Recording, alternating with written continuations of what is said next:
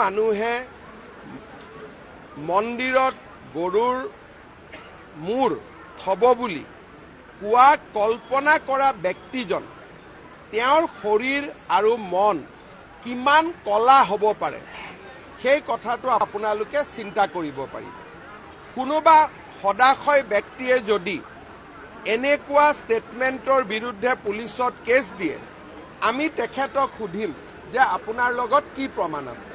মানুহে মন্দিৰত গৰুৰ মূৰ থব বুলি কোৱা কল্পনা কৰা ব্যক্তিজন তেওঁৰ শৰীৰ আৰু মন কিমান কলা হ'ব পাৰে সেই কথাটো আপোনালোকে চিন্তা কৰিব পাৰিব। কোনোবা সদাশয় ব্যক্তিয়ে যদি এনেকুৱা ষ্টেটমেণ্টৰ বিৰুদ্ধে পুলিচত কেছ দিয়ে, আমি তেখেতক সুধিম যে আপোনাৰ লগত কি প্ৰমাণ আছে।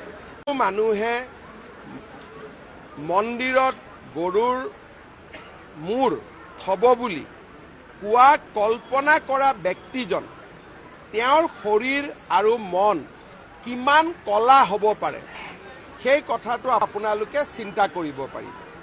কোনোবা সদাশয় ব্যক্তিয়ে যদি এনেকুৱা ষ্টেটমেণ্টৰ বিৰুদ্ধে পুলিচত কেছ দিয়ে, আমি তেখেতক সুধিম যে আপোনাৰ লগত কি প্ৰমাণ আছে।